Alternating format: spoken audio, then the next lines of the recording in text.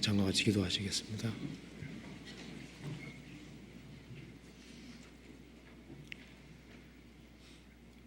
은혜와 사랑이 풍성하신 하나님 아버지 감사합니다.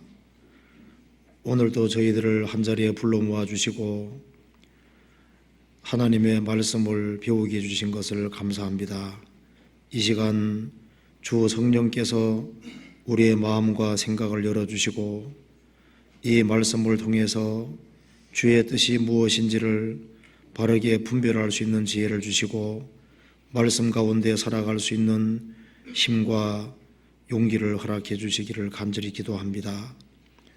그리고 내일부터 있을 동계 수양에 주님께서 앞서 행해 주시고 모든 것이 순조로이 진행될 수 있도록 도와주시고 이번에 구원받은 사람들의 마음이 새로워지고 주님과 주님 영광을 위해 살 수 있는 마음을 더욱 일으켜 주옵소서. 준비하는 모든 손길에도 함께해 주시고 주님의 영광을 위해서 도와주시옵소서. 오늘 이 시간 주님께서 두루 역사해 주시고 주님 뜻만을 온전히 나타내 주옵소서. 우리 구주 예수 그리스도 이름 받들어 기도하옵나이다. 아멘. 우리 성경 사무엘상 13장 찾으시겠습니다.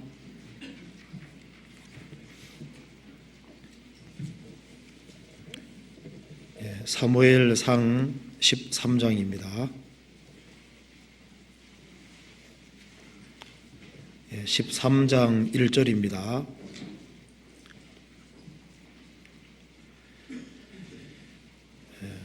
사울이 왕이 될 때 40세라. 그가 이스라엘을 다스린 지 2년에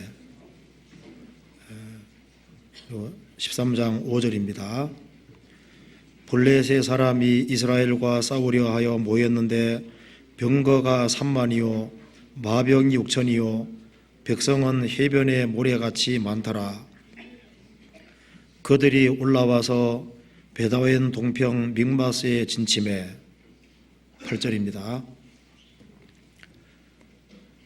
사울이 사무엘의 정한 기한대로 이레를 기다리되 사무엘이 길갈로 오지 아니하매 백성이 사울에게서 흩어지는지라. 사울이 가로되 번제와 화목제물을 이리로 가져오라 하여 번제를 드렸더니 번제 드리기를 필하자 사무엘이 온지라. 사울이 나가 맞으며 문하매 사무엘이 가로되 왕이 행한 것이 무엇이뇨? 사울이 가로되 백성은 나에게서 흩어지고 당신은 정한 날에 오지 아니하고 블레 사람은 믹마스에 모였음을 내가 보았으므로 이에 내가 이르기를 블레셋 사람은 나를 치러 길갈로 내려오겠거늘 내가 여호와께 은혜를 간구치 못하였다 하고 부득이하여 번제를 드렸나이다. 사무엘이 사울에게 이르되 왕이 망령되이 행하였도다. 왕이 왕의 하나님 여호와께서 왕에게 명하신 명령을 지키지 아니하였도다. 그리하였다면 여호와께서 이스라엘 위에 왕의 나라를 영영히 세우셨을 것이오늘 지금은 왕의 나라가 길지 못할 것이라. 여호와께서 왕에게 명하신 바를 왕이 지키지 아니하였으므로 여호와께서 그 마음에 맞는 사람을 구하여 그 백성의 지도자를 삼으셨느니라 하고 사무엘이 일어나 길갈에서 떠나 베냐민 기브아로 올라가니라. 거기까지입니다.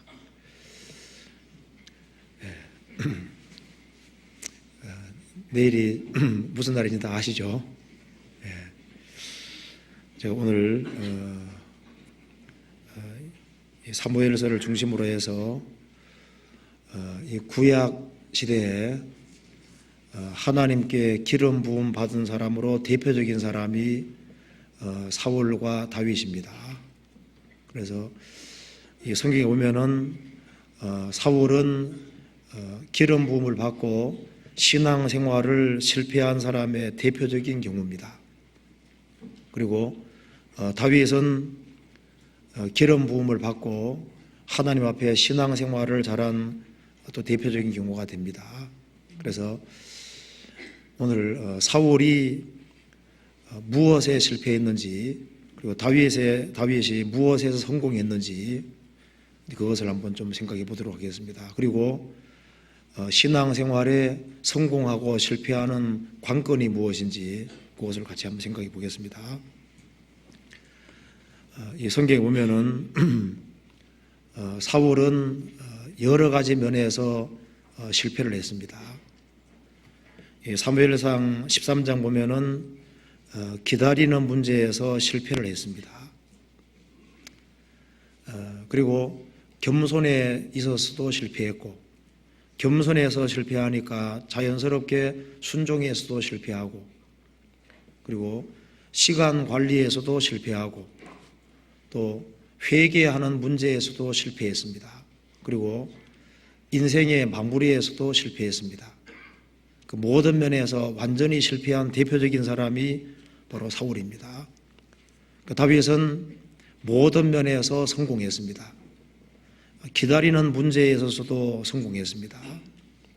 겸손에 있어서도, 순종에 있어서도, 시간 관리에 있어서도 성공을 했습니다. 그리고 비록 죄를 지었지만은 철저히 회개하는 문제에도 성공을 하고 인생 마무리에서도 깨끗하게 성공을 했습니다. 그러면은 이 대조적인 삶의 바탕이 뭐냐? 이 성경에 보면은 사울은 제대로 기도했다는 말씀이 없습니다. 아쉬울 때만 하나님께 몇 번 부르짖고, 그리고 평상시에 하나님을 가까이 하는 것이 없었습니다. 그리고 사울이 성경을 봤다는 말씀이 그걸 찾기 어렵습니다. 다윗은 항상 하나님을 가까이 하려고 노력을 했고, 그리고 다윗은 귀에 있을 때마다 끊임없이 하나님께 간구하고, 또 시간이 있을 때마다 성경을 아주 가까이 하고 묵상한 대표적인 경우라고 할 수 있습니다. 그래서 이 단순하고 간단한 것이 이들의 인생을 완전히 갈라놓았던 겁니다. 그래서 오늘 이 사울의 실패와 다윗의 성공이라는 내용으로 아주 간단하게 말씀을 드려보겠습니다. 사무엘상 13장 1절을 보시겠습니다. 사울이 왕이 될 때 40세라 그가 이스라엘을 다스린 지 2년에, 사울은 40세에 기름 부음을 받고 왕이 되었습니다. 그리고 왕이 된 지 2년이 지나서 블레셋 군대가 쳐들어왔습니다. 5절에 블레셋 사람이 이스라엘과 싸우려 하여 모였는데 병거가 3만이요 마병이 6천이며 백성은 해변의 모래같이 많더라. 그들이 올라와서 베다웬 동평 민막새에 진침해. 왕이 된 지 2년에 이 블레셋 대군이 쳐들어왔습니다. 병거가 3만이요. 병거가 3만이고 마병이 6천이고 백성은 해변에 모래같이 많더라. 엄청난 대군이 쳐들어왔습니다. 이스라엘 백성들은 다 놀랐습니다. 사울은 왕이었기 때문에 이제 그 엄청난 대군을 맞서서 싸워야 되는 겁니다. 8절 사울이 사무엘에 정한 기한대로 이레를 기다리되, 사울과 사무엘과는 이제 꽤 떨어져 있는 것 같습니다. 그리고 하나님께서 이미 사울과 사무엘 사이에 약속을 하게 하셨습니다. 7일을 기다리고 7일 안에 사무엘이 와서 축복해주고 그 다음에 국사를 처리하도록 되어 있는 겁니다. 그전에도 그렇게 왔던 겁니다. 그래서 사울이 사무엘에 정한 기한대로 일주일을 기다리되 사무엘이 길갈로 오지 아니하며 백성이 사울에게서 흩어지는지라. 위기 상황에서 7일을 기다리는 겁니다. 하루, 이틀, 사흘, 닷새, 엿새 7일까지 기다렸습니다. 조바심이 나서 이제 견딜 수가 없습니다. 그래서 7일을 거의 끝나갈 즈음에 그 조금을 못 참고 사무엘이 해야 될 일을 자신이 직접 하게 된 겁니다. 9절에 사울이 가로되 번제와 화목 제물을 이리로 가져오라 하여 번제를 드렸더니 번제 드리기를 필하자 사무엘이 온지라. 사울이 나가 맞으며 무난하매 번제 드리기를 필하자 사무엘이 왔는데, 그때가 바로 7일이 막 끝나는 바로 그 순간이었을 겁니다. 그러니까 사무엘은 약속대로 왔습니다. 근데 7일까지 기다렸는데 그거 조금 못 기다리고 자신이 직접 제사장이 해야 될 것을 자신이 하게 된 겁니다.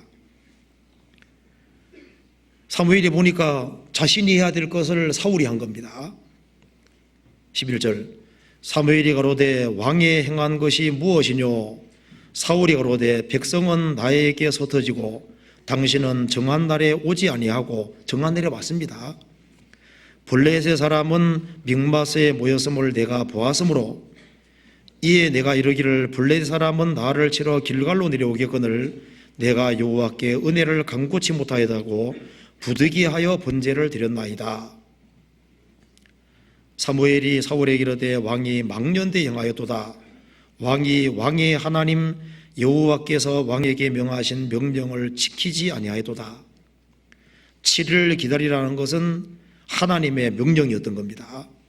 그리하였다면 여호와께서 이스라엘 위에 왕의 나라를 영영히 세우셨을 것이오늘 지금은 왕의 나라가 길지 못할 것이라. 여호와께서 왕에게 명하신 바를 왕이 지키지 아니하였으므로 여호와께서 그 마음에 맞는 사람을 구하여 그 백성의 지도자를 삼으셨느니라 하고. 여기 위기 상황에서도 7일을 기다려야 되는 겁니다. 평상시에 7일을 기다리는 것은 쉬울 거예요. 그런데 위기 상황에서 기다리는 것은 쉽지 않습니다. 그래서 사울이 믿음이 있었다면 기다릴 수 있었을 거예요. 성경에 보면은 믿는 자는 급절하게 되지 아니하리라. 영역본에는 믿는 자는 당황해하지 않을 것이다. 믿는 자는 부끄러움을 당하지 아니할 것이다. 혹은 믿는 자는 서두르지 아니할 것이다. 허둥대지 아니할 그런 말씀이 있는데요. 믿는 자는 허둥대지 아니하리라.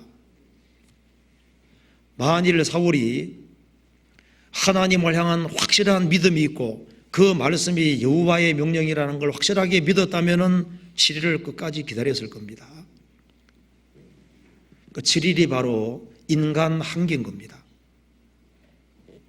이제는 못 기다릴 만큼 기다려서 그것이 인간 한계입니다. 인간 한계가 다할 때 그때부터 기다릴 때 그것이 뭡니까? 진짜 믿음인 거예요. 사울은 자신이 기다릴 만큼 기다렸다는 것은 자기 인내입니다. 이제 위기 상황에서 도무지 기다릴 수 없는 그 상황에 그때부터 정말 믿음을 가지고 기다렸다면 인생이 이렇게 엄청난 잘못으로 오지 않게 됐을 겁니다. 사울은 기다리는 문제에서 실패함으로써 그 인생이 완전히 내리막길을 걷게 됐던 겁니다. 그런데 이 성경 속에 나와 있는 사람들이 신앙에 실패하는 원인이 뭐냐? 결국은 기다리는 문제에서 실패하는 것이 많습니다. 이스라엘이 출애굽을 하고 40년 광야 생활하는 중에 많은 죄를 짓고 엎드러졌습니다. 그런데 엎드러진 가장 근본적인 바탕이 뭐냐? 결국은 기다리지 않았기 때문에 다 문제가 생긴 거예요. 조금만 더 참고 기다렸으면 하나님께서는 적절하게 은혜를 다 내려주시도록 되어 있는 거예요. 이스라엘이 아우성을 지지 않아도 애굽에서 가져온 양식이 떨어질 때 만나를 주님께서 미리 준비하고 계셨습니다. 물이 없을지라도 참고 기다리면 물을 주시도록 되어 있는 거예요. 간구하고 맡기고 기다리면 주님이 알아서 다 해줄 텐데 그 짧은 시간을 참지 못해서 하나님께 불평하고 원망하고 그래서 결국은 다 엎드러지게 됐던 겁니다. 이스라엘이 출애굽을 해서 광야 생활 중에 엎드러진 이유가 뭐냐? 결국은 기다림에 실패한 겁니다. 우리 시대에도 기다리는 정신이 너무나도 부족합니다. 참을성이 없어요. 그렇기 때문에 신앙을, 제대로 된 신앙을 보기가 어려운 시대가 됐습니다. 정말 인내심이 없는 시대가 됐습니다. 제가 성지순례를 갔을 때 그리스 로마에서 가져온 책에 보면은 바울 사도가 두란노 서원에서 성경을 2년 동안 가르칠 때 오전 11시부터 오후 4시까지 가르쳤다고 합니다. 몇 시간씩 가르쳤습니까? 5시간씩. 옛날에는 참 끈기가 좋았던 것 같아요. 5시간씩 듣는데도 아무렇지도 않았습니다. 요즘 5시간씩 말씀 전하면 어떻게 될까요? 다 도망가겠죠. 그래도 이제 우리 교회에 나오시는 분들은 참 인내심이 좋으신 것 같아요. 거의 한 1시간 반 정도씩은 말씀을 들어야 되니까요. 근데 참 인내심이 별로 없는 것 같죠. 하나님의 축복을 받기 위해서는 기다리는 것을 꼭 할 줄 알아야 됩니다. 하나님은 하나님이기 때문에 인간보다 템포가 늦는 것처럼 보이는 거예요. 하나님은 최대한 서두르시는데 하나님의 발걸음과 인간의 발걸음이 다르거든요. 그러니까 하나님은 역사를 하고 있는데 인간이 그 하나님 역사를 경험하려면 기다리면은 적절한 때 은혜를 주시도록 되어 있는 겁니다. 그런데 기다릴 줄을 모르기 때문에 하나님 은혜를 받을 수 없는 거예요. 전도 집회 때에도 일주일 동안만 말씀을 순서대로 쫙 듣기만 들으면은 주님께서는 그 사람에게 귀한 복을 주려고 기다리고 계시잖아요. 그런데 그 시간을 참지를 못하는 거예요. 그리고 요즘 사람들은 즐거우면은, 재미있으면은 좋은 거라고 생각합니다. 재미없으면 나쁜 거라고 생각하는 거예요. 재미있다고 꼭 좋은 거냐 옳은 거냐 그렇지 않습니다. 좀 설교가 지루하게 느껴지더라도 끝까지 참고 기다리고 그렇게 하면 주님께서 적절하게 은혜 주실 텐데, 지루하면 막 처음부터 귀를 닫는 사람이 있거든요. 중간에 나가는 사람도 있어요. 그러니까 하나님이 주시고자 하시는 은혜를 제대로 받지를 못하는 겁니다.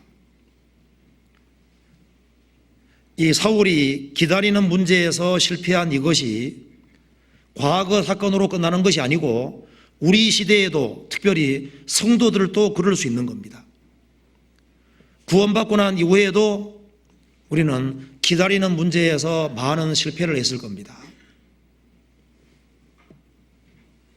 성경을 읽는 가운데서 이해 안 되는 것이 많이 있을 수 있습니다. 성경에 말씀하기를 알기 어려운 것이 들어있다 그랬습니다. 알기 어려운 것이 들어있다고 해서 틀린 것이 아닙니다. 그리고 하나님께 기도하고 맡기고 기다리면은 때가 되면 주님께서 적절하게 해답을 알려주세요. 시편 73편에 보면은 시편 기자가 악인이 너무 잘 돼가고 자기는 바르게 삶에도 불구하고 만사가 불통인 겁니다. 너무너무 고민됐습니다. 고민됐지만은 불평하는 말을 하지 않고 속으로만 끙끙하는 거예요. 그리고 하나님의 성소에 들어갈 때 하나님께서는 답을 깨닫게 도와주셨습니다. 우리가 이해 안 되는 것이 많이 있지만은 하나님께 질문을 던지고 답을 해주기를 원하면은 때가 되면 주님께서 답을 적절한 때 해주십니다.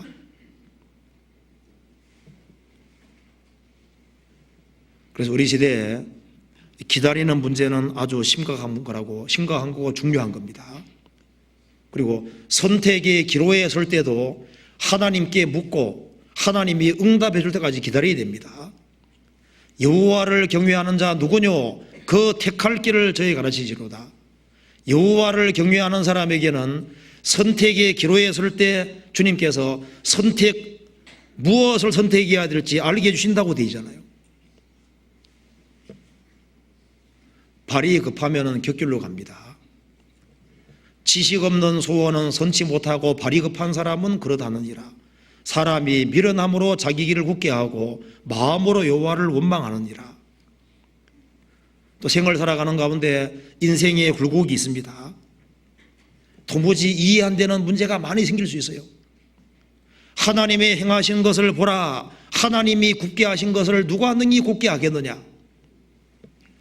생을 살아가는 가운데 하나님이 굽을 틀어둔 것이 있어요. 그것은 하나님이 굽을 틀어놓은 것은 하나님께서 펴줄 때까지는 안 되는 겁니다. 펴줄 때까지 기다려야 되는 거예요. 하나님께서 아브라함에게 자식 주겠다고 약속하셨습니다.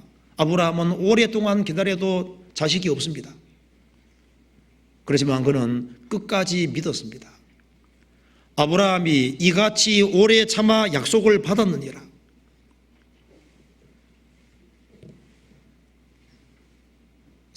그리고 이제 그 요셉 같은 경우는 에집트에 내려가서 13년 동안 고난을 받는데 하나님이 굽을 틀어놓은 겁니다. 인생을 기고하게 만들어 놨습니다.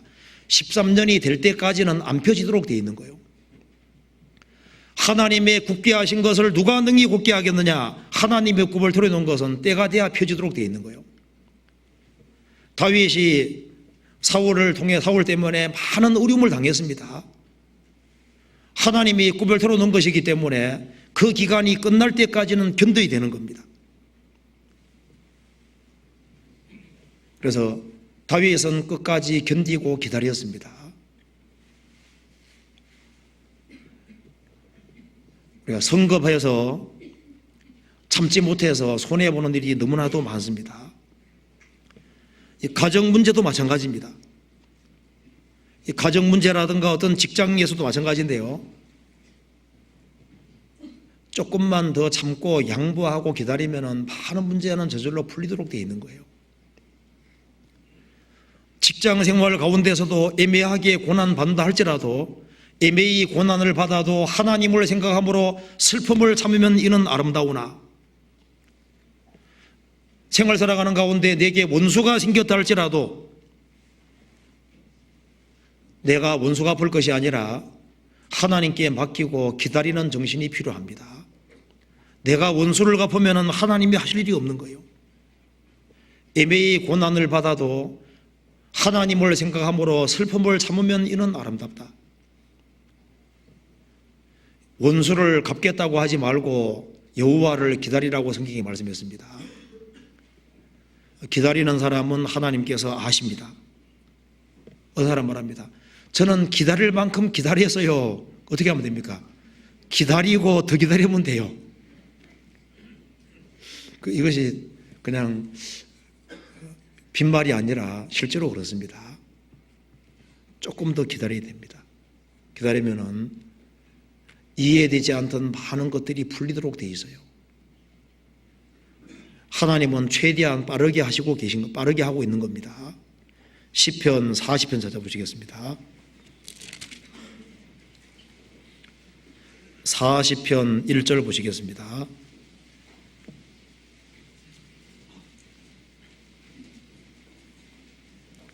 (1절) 같이 읽어보겠습니다. 내가 여호와를 기다리고 기다렸더니 귀를 기울이사 나의 부르짖음을 들으셨도다. 여기에 내가 여호와를 기다리고 기다렸더니 계속적인 겁니다. 기다리고 끊임없이 기다린 겁니다. 귀를 기울이사 나의 부르짖음을 들으셨도다. 그리스도인들은 그리스도인들은 정말 기다리는 걸 잘하는 사람이 되어야 됩니다. 잘 기다릴 줄 알면은 엄청난 축복을 받을 수 있는 거예요. 기도해놓고도 안 기다리거든요. 기도했는데 주님이 응답 가져오면 없어져 버렸어요. 자, 기다리되 자기 일을 하면서 기다려야 됩니다. 시편 37편 보시겠습니다. 어느 사람 마냥 기다리기만 하는데 그럴 게 아니라 자기 할 일을 하면서 기다려야 됩니다. 37편 7절 보시겠습니다.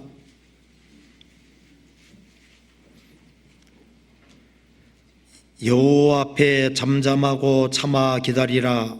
자기 길이 형통하며 악한 꾀를 이루는 자를 인하여 불평하여 말지어다.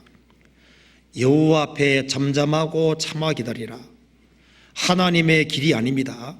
자기 길을 걸어가고 자기 주장과 자기 방법대로 살아가는데 형통하고 잘 돼갑니다. 악한 꾀인데도 불구하고 잘 이루어지는 거예요. 불평하지 말으라고 했습니다. 권모술수로 행해서 잘 돼가는 사람 부러워하지 말고 원칙 중심의 삶을 살으라고 성경은 권고하고 있는 겁니다. 3절, 여호와를 의뢰하여 선을 행하라. 땅에 거하여 그의 성실로 식물을 삼을지어다. 또 여호와를 기뻐하라.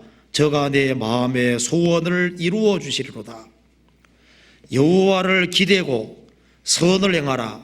땅에 거하여 그의 성실로 식물을 삼을지어다. 밥을 새끼 먹듯이 매일매일 성실하게 살아라는 겁니다. 원칙을 고수하고 살아라는 거예요. 그래서 봄에 씨를 뿌리고 여름에 부지런히 가꿉니다. 그렇게 하면서 결실을 기다리는 거예요. 공부하는 학생은 고등학교 때 열심히 공부하면서 합격을 기다려야 됩니다.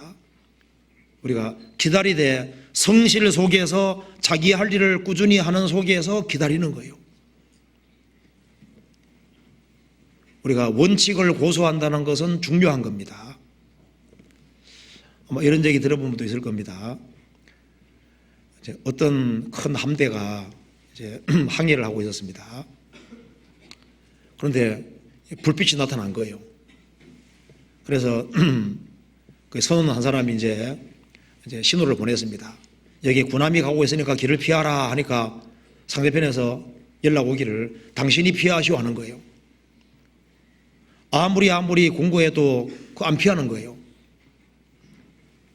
그래서 함장을 끼웠습니다. 함장님, 저기에 한 배가 하나 있는데 이게 도무지 피할 생각 안 합니다. 그래서 함장이요, 나 함장 누구다, 그 배 피하라 하니까요, 당신이 피하시오. 난 수병 누구입니다. 당신이 피하시오 하는 거예요. 그러니까 이놈 봐라, 연락 갔습니다. 안 피하면 대포로 쏘겠다고. 쏠라면 쏘시오. 여기는 등대입니다. 자, 등대하고 부딪히면 어떻게 돼요? 그러니까 군함이라 할지라도 함대를 할지라도 등대하고 부딪히면 안 됩니다. 등대는 피해야 되는 거잖아요. 우리가요, 원칙을 어기면서 그리스도인들은 잘 되지 않습니다. 구원 안 받은 사람이야 원칙을 어기고 해도 잠깐 잘 될 수 있지만 그리스도인들은 그렇지 않습니다. 하나님은 진리의 하나님이십니다. 그래서요, 원칙을 준수하고 원칙 가운데 살아가면서 맡기는 거예요. 악한 꾀를 이루는 걸 본다 할지라도 그리스도인들은 서두를 필요가 없습니다. 왜냐하면 인생의 키를 잡고 계신 하나님이 계시기 때문에 남이야 잔머리를 굴리고 그렇게 해서 행한다 할지라도 그리스도인들은 원칙을 고수하고 원칙 속에 살아야 됩니다. 그리고 인생은 하나님이 만들어 가시는 거예요. 그래서 그의 성실로 식물을 삼을지어다. 또 여호와를 기뻐하라. 저가 내 마음의 소원을 이루어 주시리로다. 사울은 기다리는 정신이 부족했습니다. 기다리는 정신이 부족하기 때문에 그 뒤가 다 실패를 자리 잡게 되는 거예요. 파브르가 곤충기를 썼습니다. 근데 그 곤충기를 쓸 때 그 곤충에 살아가는 그것을 묘사하기 위해서요, 한 자세로 오랫동안 있으면서 오랜 관찰 통해서 곤충기가 나오게 됐습니다. 이상에서 어떤 작품도 많은 수고와 그 기다림 속에서 나오는 일이 많습니다. 콜럼버스가 그 항해를 할 때, 신대륙 발견을 할 때 큰 꿈을 안고 이제 선원들이 출발했는데 가도 망망대해입니다. 도무지 이제 육지 나올 이제 기미가 안 보이는 거예요. 폭동을 일으키려고 합니다. 선원들. 그래서 선원들을 자제해 가면서 계속 이제 가는 거예요. 선원들은 한계가 다다랐습니다. 이제 우리는 더 이상 못 참는다. 콜럼버스를 막 제거해서라도 이제 돌아가려고 하는 판입니다. 콜럼버스 마지막으로 우리가 3일만 더 가자. 3일만 더 기다리자. 그래서 하부이하에 3일 동안 더 가서 마침내 발견됐잖아요. 만일 3일을 더 기다리지 않고 돌아가서 어떻게 되는 겁니까? 돌아갔으면 콜럼버스 이름 없습니다. 자, 참는 김에 조금만 더 참자. 우리가 좀 더 참고 인내하는 그런 정신이 있으면은 우리가 올해에도 더 많은 축복을 받을 수 있었을 겁니다. 이사야 30장 보시겠습니다. 이사야 30장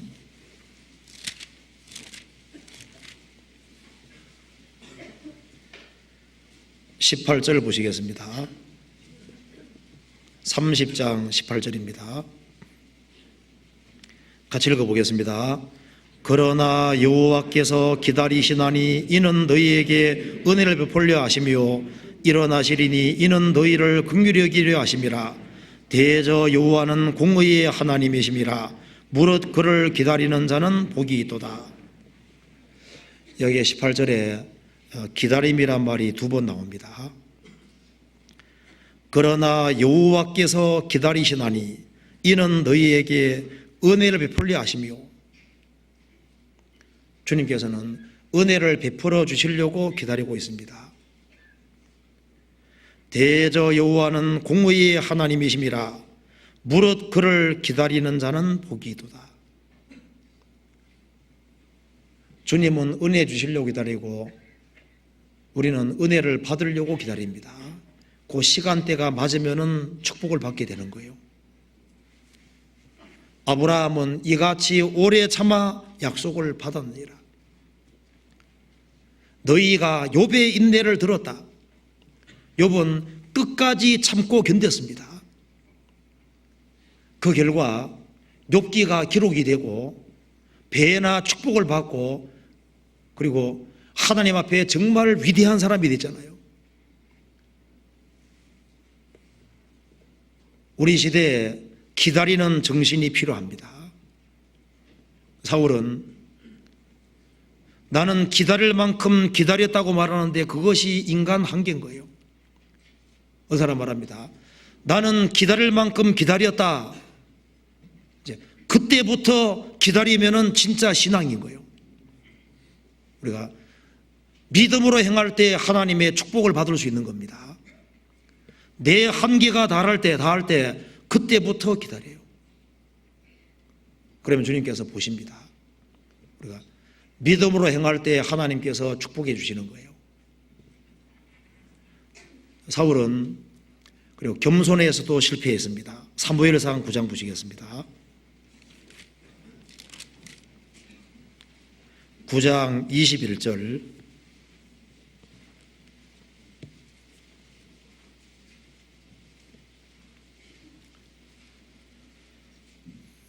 사울이 대답하여 가로되 나는 이스라엘 지파의 가장 작은 지파 베냐민 사람이 아니오며 나의 가족은 베냐민 지파 모든 가족 중에 가장 미약하지 아니하니까 당신이 어찌하여 내게 이같이 말씀하시나이까.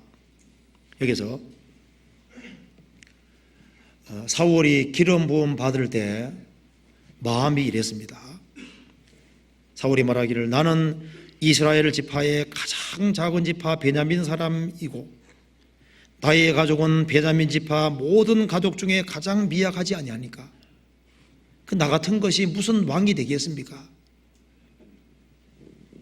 그리고 왕 삼으려고 했을 때 행구 사이에 숨었습니다. 얼마나 자신을 낮추고 있는지를 볼 수 있습니다. 사무엘상 10장 22절입니다.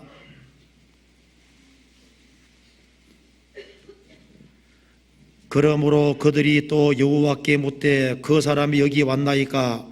여호와께서 대답하시되 그가 행구 사이에 숨었느니라. 여기서 우리가 사울이 마음을 아주 낮추고 있는 사람이고 이스라엘 백성들 속에서 정말 마음을 낮춘 사람이 있다는 걸 알 수 있습니다.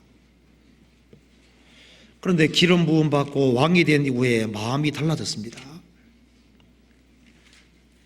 나중에 전쟁에 승리하니까 자기를 위해서 기념비를 세우고 하나님께 영광을 돌리지 않았습니다. 작은 자에서 큰 자가 되어버렸습니다. 사무엘상 15장 보시겠습니다.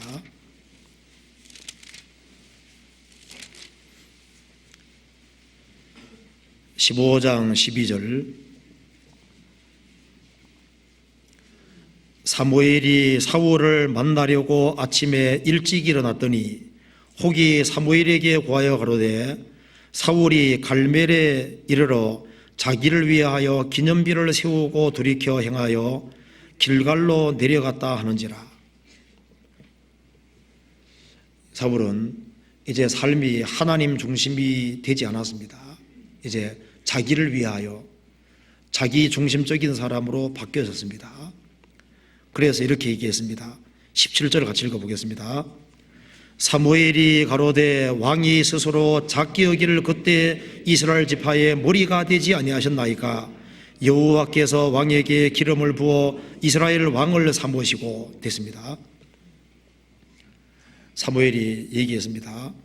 왕이 스스로 작게 여기를 그때 이스라엘 지파의 머리가 되지 아니하셨나이까. 스스로 작게 여길 때 왕이 됐는데 이제는 왜 그렇게 교만해졌습니까?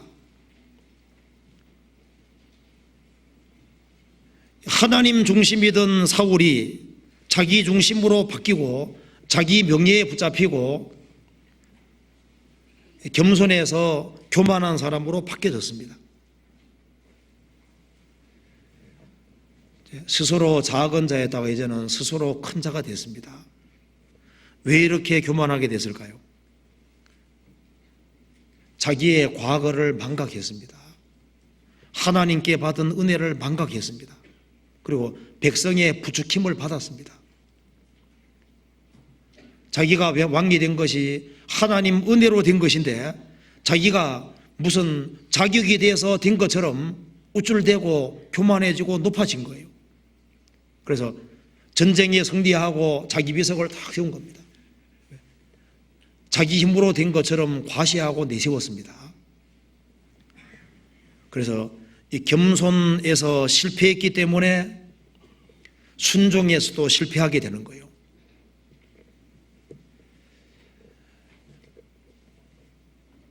창세기부터 요한계시록까지 교만하면은 항상 꺾이도록 되어 있습니다. 그러면 참 이상하잖아요. 왜 교만하면은 항상 꺾이고 겸손하면은 왜 설까요? 그 이유는 배후에 겸손하신 하나님이 계시기 때문에 그런 겁니다. 하나님은 교만한 분이 아닙니다. 하나님은 본질적으로 겸손하신 분입니다. 눈에 보이지 않는 하나님이 눈에 보이는 모습으로 나타나신 분이 바로 예수님입니다. 그 높은 보좌에 계신 주님께서 이 땅에 오셔서 십자가에 죽으시고 무덤 아래까지 낮아지셨습니다. 예수님 말씀하시기를 나는 마음이 온유하고 겸손하니, 사람 중에 누가 나는 마음이 온유하고 나는 겸손하다 이렇게 말할 수 있는 사람은 없습니다. 사람은 온유해지려고 노력하고 겸손해지려고 노력하는 겁니다. 근데 하나님은 본질적으로 겸손하신 분입니다. 높으신 동시에 가장 겸손하신 분입니다. 그렇기 때문에 하나님과 교통이 이루어지려면은 마음을 낮추지 아니하면 하나님과 교통이 안 되도록 되어 있는 거예요. 겸손한 자에게는 그와 교통하심이 있다고 했습니다. 교만한 사람과 겸손한 사람은 대화가 안 되잖아요. 하나님은 겸손의 왕이시기 때문에, 주님은 겸손의 왕이시기 때문에 마음을 낮추는 사람이 주님과 교통할 수 있고 마음 낮추는 그 사람에게 은혜가 흐르도록 되어 있는 거예요. 교만하면은 하나님과 멀어지도록 되어 있는 겁니다. 모든 교만의 왕은 마귀입니다. 그래서 교만의 길을 걸어가는 것은 마귀의 길을 걷는 것이 되는 거예요. 그래서 마음이 교만해지면은 잘 되면은 다 자기에게 영광 돌립니다. 못 되면은, 잘못되면은 환경 탓이고, 부모 탓이고, 제도 탓이고, 유전자 탓이고, 남의 탓하고 자기는 빠집니다. 사람이 겸손한 마음을 가지고 있을 때는 뭔가 잘 되는 일이 벌어질 때는 하나님께 영광 돌릴 줄 알고 이웃에게 영광 돌릴 줄 아는 겁니다. 그리고 뭔가 부족한 일이 생기고 잘못된 것이 생겼을 때는 자기 탓으로 돌리게 돼 있는 거예요. 사람이 마음이 교만해지고 높아지게 되면은 다 남의 탓으로 돌리게 됩니다. 그리고 잘한 것은 항상 자기가 잘나서 그렇다고 생각하게 돼 있어요. 사울은 교만의 길을 걸어가기 시작했습니다. 배후에 하나님이 계시기 때문에 스스로 생각하기를 나는 푸른 나무다, 내가 잘나서 뭐가 잘 돼가는 것처럼 생각하면 주님께서 말라버립니다. 나는 마른 나무다, 나는 정말 하나님 은혜가 필요한 사람이다, 그 사람은 주님은 푸르게 만드십니다. 스스로 높아진 거로 생각하면 주님께서 낮추십니다. 스스로 작은 나무라고 생각하는 사람은 주님 높이시는 거예요. 그래서 이 마음을 낮추는 그 사람에게 은혜가 흐르도록 되어 있는 거예요.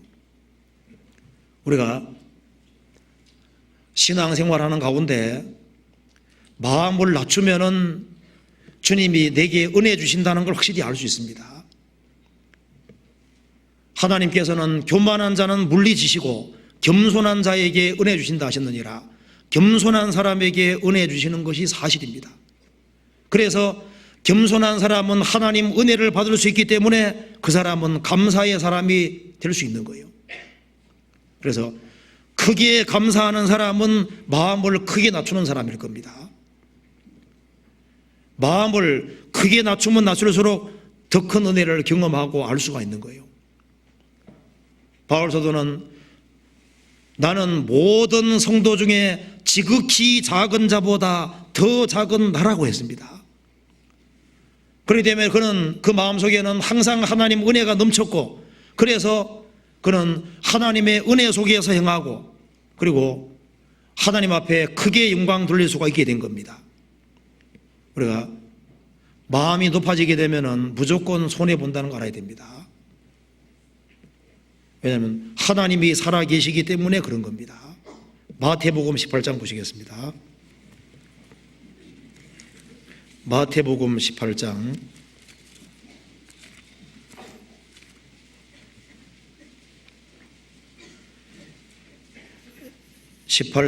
1절입니다.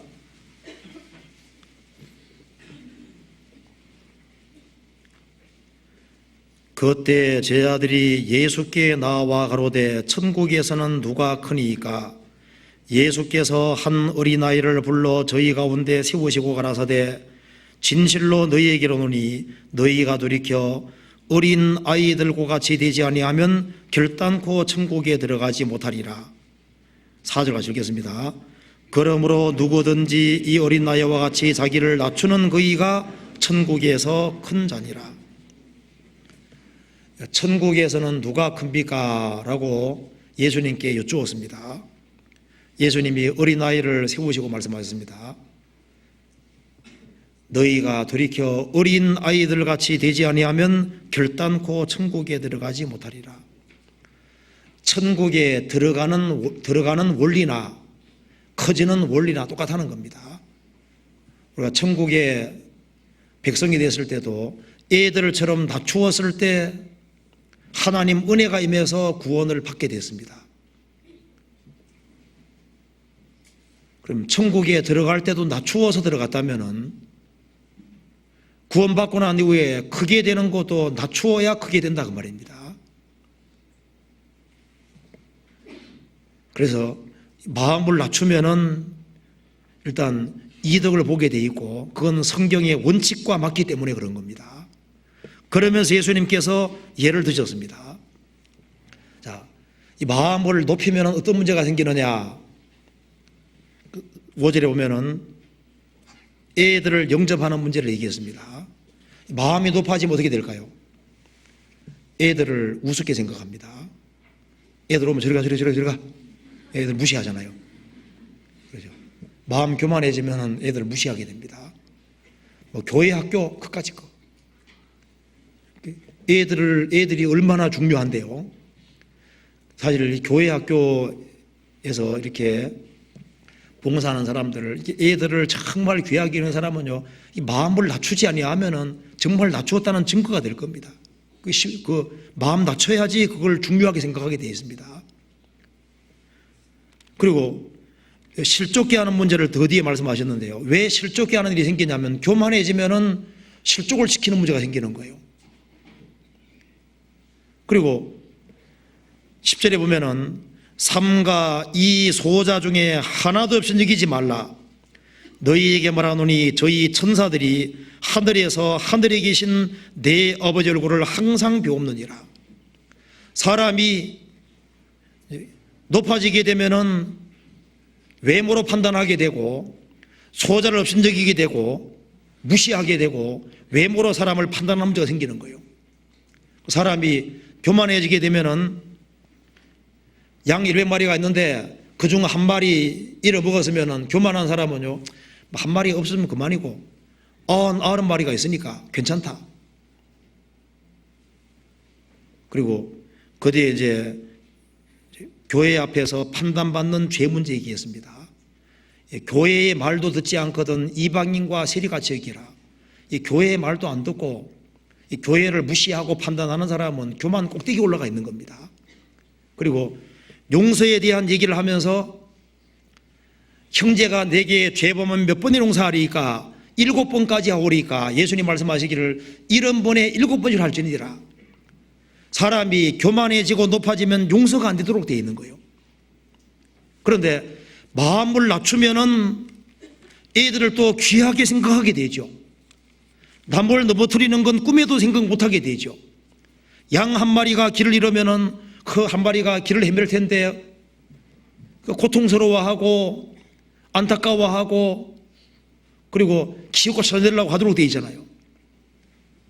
마음 낮추면은요, 교회를 어렵게 생각을 하고 그리고 교회 안에서 순종의 길을 걷도록 되어 있고 그리고 마음을 낮추면은 용서는 자동으로 되게 되어 있는 거예요.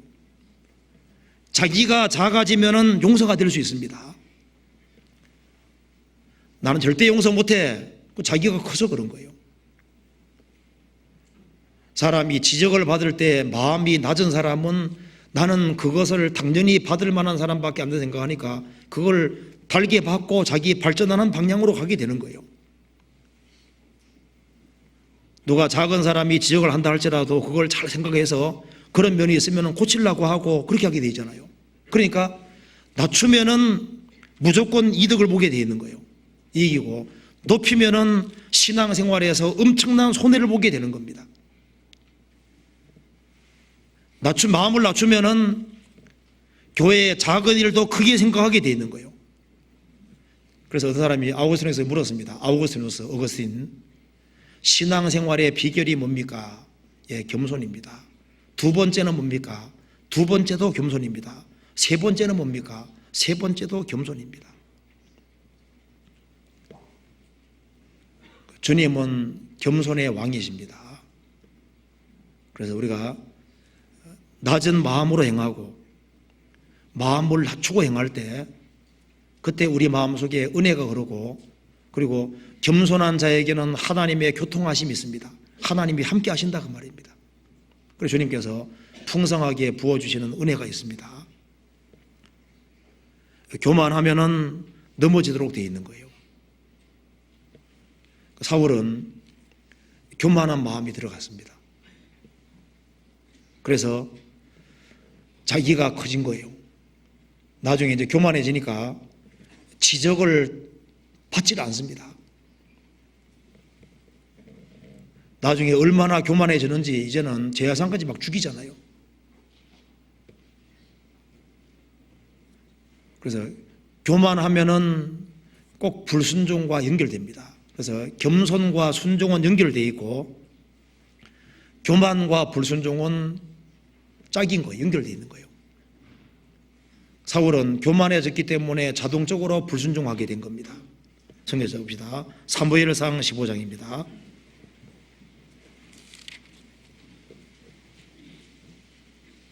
15장 22절입니다.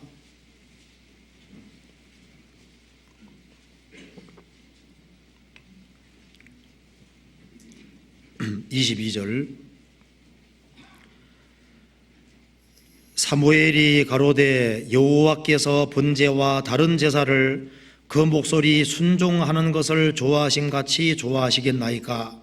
순종이 제사보다 낫고 듣는 것이 수양의 기름보다 나으니 이는 거역하는 것은 사술의 죄와 같고 완고한 것은 사신 우상에게 절하는 죄와 같음이라. 왕이 여호와의 말씀을 버렸으므로 여호와께서도 왕을 버려 왕이 되지 못하게 하셨나이다.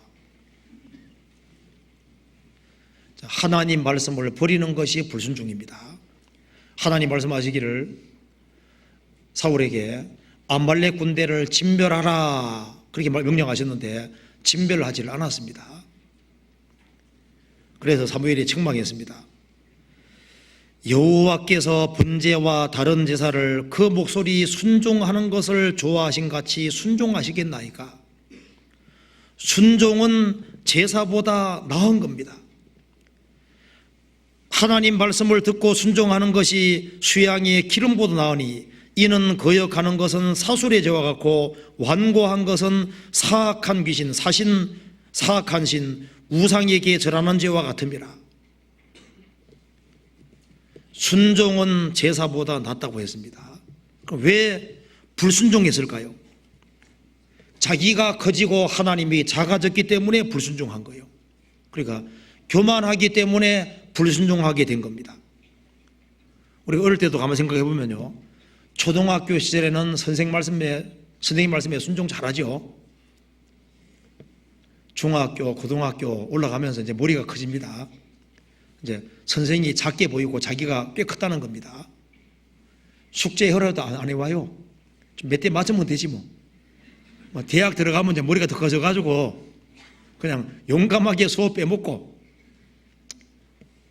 대담해지죠. 자기가 커지니까.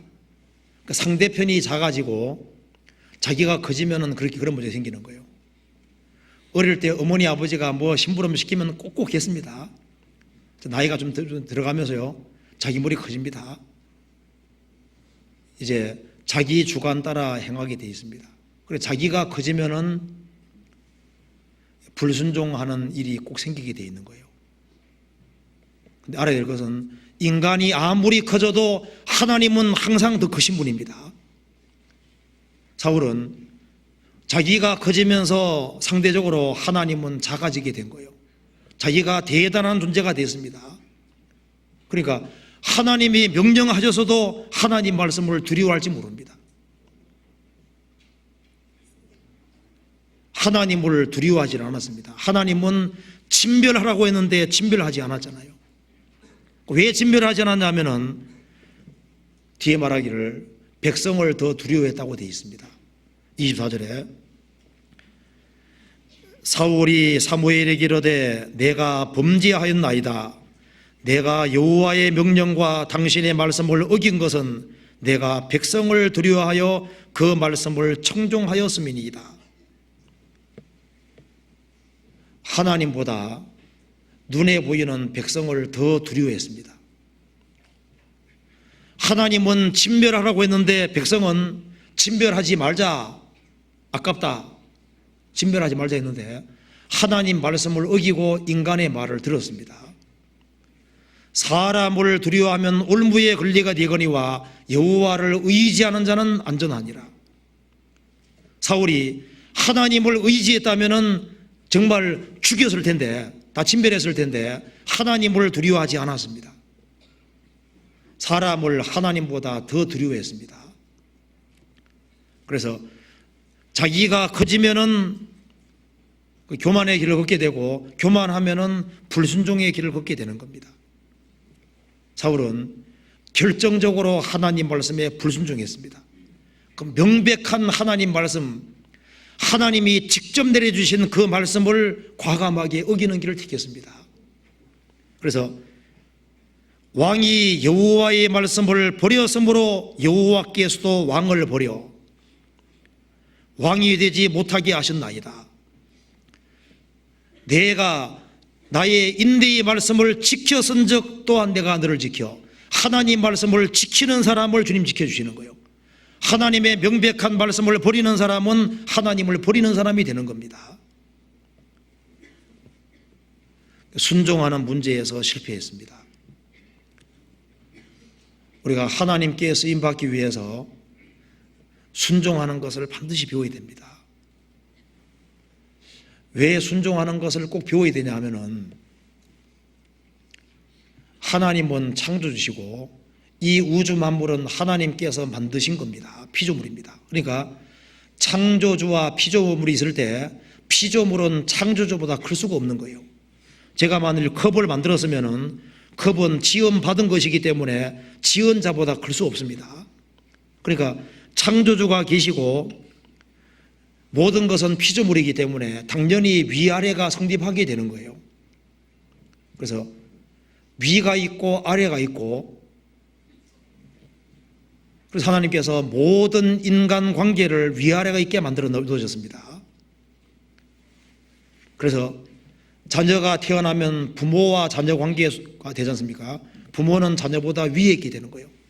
회사에 들어가면 상사가 있고 나는 직원 들어갈 때 위아래가 생깁니다. 과거에는 왕이 있었습니다. 백성보다 왕은 더 높아요. 결혼하게 되면 아내는 아내와 남편이 있을 때 남편이 위가 되는 겁니다. 위아래에 대한 관점이 분명한 것이 필요합니다. 그리고 자기가 아래에 있으면 그 위치에서 순종하는 것을 꼭 배워야 되는 거예요. 자녀가 태어나면 제일 먼저 배워야 될 것은 영어가 아니고 수학이 아니고 부모 말에 순종하는 것부터 배워야 되는 거예요. 아내가 결혼하면 남편에게 순종하는 것부터 배워야 됩니다. 내가 구원을 받고 교회 안에 들어왔으면 뭐부터 배워야 되는 겁니까? 교회 안에서 주님이 교회의 머리로 계시기 때문에 우리를 구원하신 주님이 우리 가운데 계시기 때문에 교회 안에서 제일 먼저 배워야 될 것이 뭡니까? 교회 안에서 순종하는 것부터 배워요. 순종하는 것. 주님은 순종하는 사람을 사용하시는 거예요. 그래서 순종이 제사보다 낫고 듣고 순종하는 것이 수양의 기름보다 낫다. 이 거역하는 것, 완고한 것은 주님께서 사악한 우상 숭배하는 것처럼 싫어하신다 그 말입니다.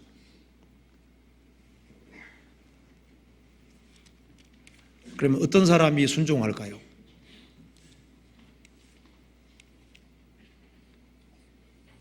하나님 말씀은 하나님 말씀을 간절하게 듣는 사람이 순종할 수 있습니다. 베드로는 밤이 맞도록 수고를 했습니다. 밤새도록 물고기 한 마리도 못 잡았습니다. 이제 그물 씻고 있었어요. 그래서 이 갈릴리 호숫가에 사람들이 많이 몰려와서 예수님께서 베드로 배에 올라앉으셔서 말씀을 가르치셨습니다.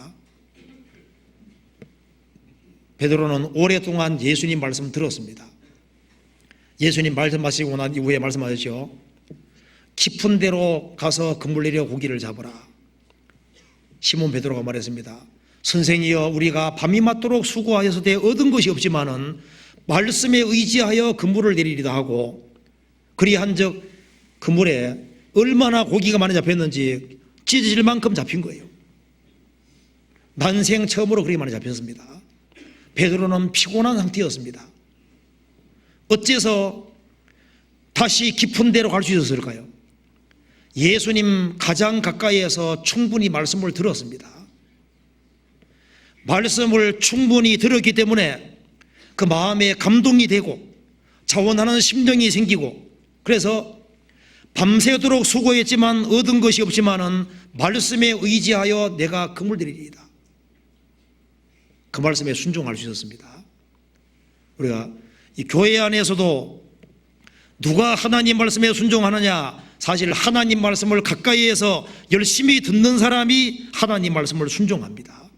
그리고 말씀을 듣는 사람은 하나님을 두려워할 줄 압니다. 그리고 하나님 말씀을 어기는 것이 얼마나 큰 문제가 있는지를 알기 때문에 하나님 말씀을 어기는 걸 생각할 수가 없잖아요. 그런데 사울은 하나님을 두려워하지 않았습니다. 하나님보다 사람을 더 두려워했습니다. 그래서 명백한 하나님 말씀을 어기는 길을 택한, 그러니까 그게 이제 교만해지니까 간이 커지는 거예요. 아주 과감하게 말씀을 어기는 겁니다. 예레미야 5장 보시겠습니다.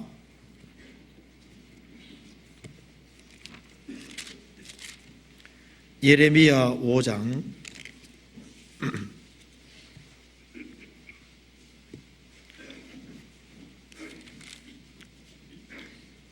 5장 22절입니다.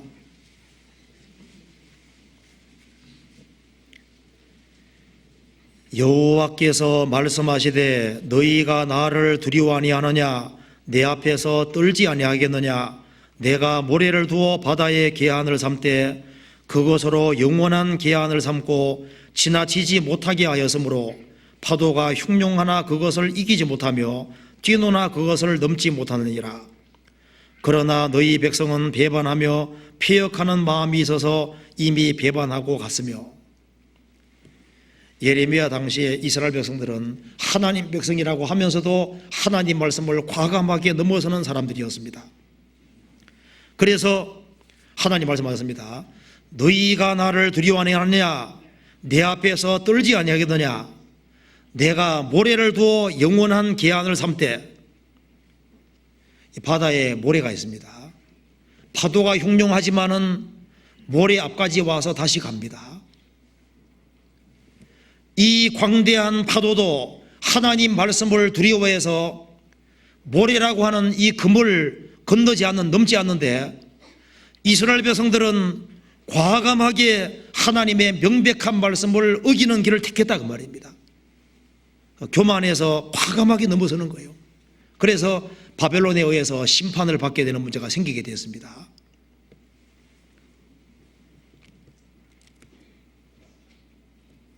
그러니까 여기에 사울은 겸손해서 실패하니까 자기가 커지게 되고, 자기가 커지게 되니까 하나님도 만만해 보이고 하나님도 작아 보이는 거예요.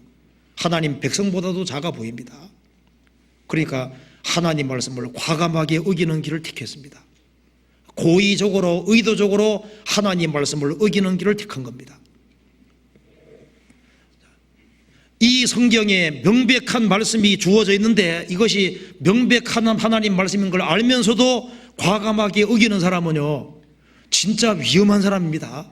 그 사람은, 이 하나님 말씀을 두려워하지 않는 사람은, 그리고 하나님의 명백한 말씀을 과감하게 어기는 사람은, 그 사람은 하나님을 작게 생각하는 사람인 거예요. 자기가 엄청나게 큰 사람이고 교만한 사람이라는 분명한 증거가 될 겁니다. 사울은 순종해서 실패를 했습니다. 순종에 실패하니까 계속적으로 불순종기를 걸하고 계속적으로 더 불순종하게 되는 거예요. 이제는 과감하게 이제 하나님을 이제 두려워하는 마음이 없어지니까 이제는 하나님의 예상들을 막 무자비하게 죽이잖아요. 그런 엄청난 죄를 짓게 되었습니다. 그리고 사울은 시간 관리에서도 실패를 했습니다. 사울에게 가장 충신이 누굴까요? 다윗입니다. 사울에게 있어서 다윗만큼 충신이 어디 있겠어요? 그런데 다윗을 죽이려고 했습니다. 사울이 다윗이 골리앗과 싸워서 이겼잖아요. 그런데 여인들이 이제 노래를 하는데, 사울의 죽인 자는 천천히요, 다윗의 죽인 자는 만만히요. 그 말 듣고 난 이후에 이제 기분이 나빠졌습니다. 그래서 이제 이 충신 다윗을 없앨 마음을 딱 가진 거예요. 그래서 이제 사울의 마음속에는 어떻게 하면 다윗 없을까? 그걸 자나깨나 이제 그 궁리하는 사람이 됐습니다. 이 마귀에게 속는 거예요. 그래서 시간 날 때마다 작전을 머릿속으로 작전 짜는데 어떻게 하면 다윗을 없앨 거냐? 이제 그걸 이제 궁리하는 거예요.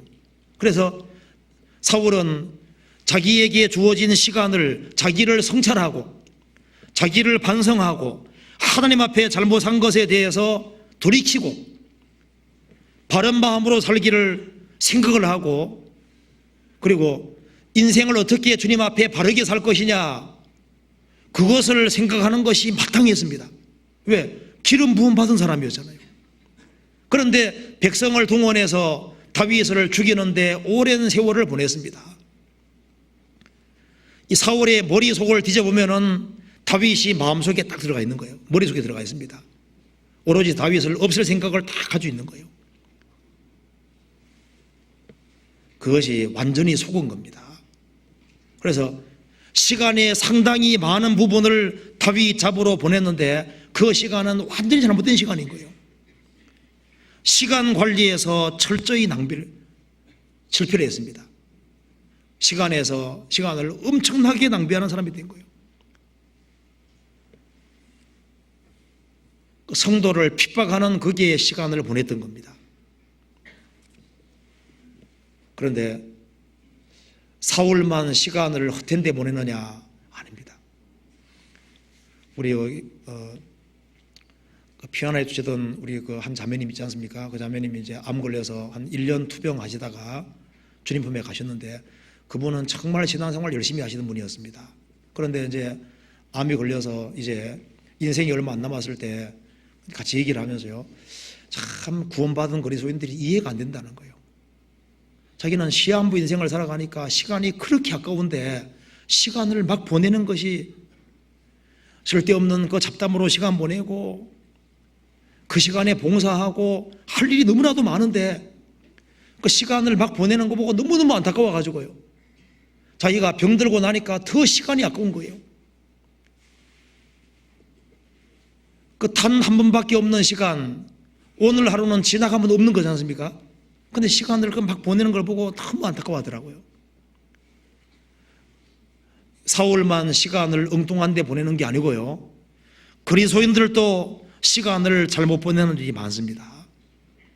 성경 에베소서 봅시다. 에베소서 5장입니다.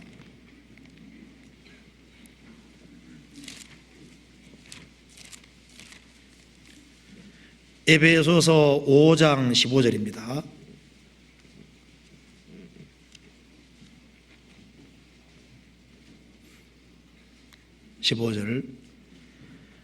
그런즉 너희가 어떻게 행할 것을 자세히 주의하여 지혜 없는 자같이 말고 오직 지혜 있는 자같이 하여 세월을 아끼라. 때가 악하니라. 여기에 세월을 아끼라 2번 밑에 헬라말로 기회를 사라 그렇게 되어 있죠. 세월을 아끼라 그 말은 시간을 구원하라 그 말입니다. 불필요하게 보내는 시간들을 구원하라, 건지라 그 말입니다. 단 한 번밖에 없는 인생입니다. 이미 지나간 시간 지나갔고 구원받은 이후에 신앙의 시간은 참 중요한데 우리가 낭비하는 시간이 너무 많은 거예요. 시간을 구원하라, 기회를 사라, 시간을 건지라, 값주고 사라, 구원하라 그런 말입니다. 우리가 24시간이라는 시간이 있으면은 그 시간을 보면은 시간을 건지면은 짜투리 시간을 건지면은 시간이 상당히 많습니다. 우리가 낭비하는 시간이 많아요. 잠자는 시간도 조금 줄이면은 잠자는 시간이 구원됩니다. 불필요한 책을 읽는 시간도 좀 건지고 텔레비전에 낭비하는 시간도 좀 건지고 멍하니 있는 시간도 건지고 거울 앞에 너무 오래 있는 시간도 조금 건지고 잡담하는 시간도 좀 건지고 이제 이렇게 해서 시간 좀 건져보면요. 이 계획성 없이 보내는 시간들이 너무너무 많은데 시간을 건져보면은 일주일이라는 시간 속에서 우리가 그냥 보내는 시간들이 너무나도 많습니다. 그래서 이 시간을 구원하라, 시간을 건져내서 이 시간에서 우선순위를 두고 가장 중요한 것에다가 시간을 투자해야 되는 거예요. 어떤 사람 말합니다. 나는 모임 나갈 시간이 없어요. 모임 나올 시간이 없대요. 그런데 중요한 결혼식이 있으면은요, 부산을 몰다 않고 가기도 하고 마산을 몰다 않고 가기도 하고 시간을 꼭 내가지고 가거든요. 사람은 중요하다고 생각하는 거기에다가 시간 투자하게 되는 겁니다. 우리에게 신앙은 사실 우리의 전부라고 할 수 있는 겁니다. 그리스도인이라고 하는 사람들은 주님께 인생을 건 사람인 거예요.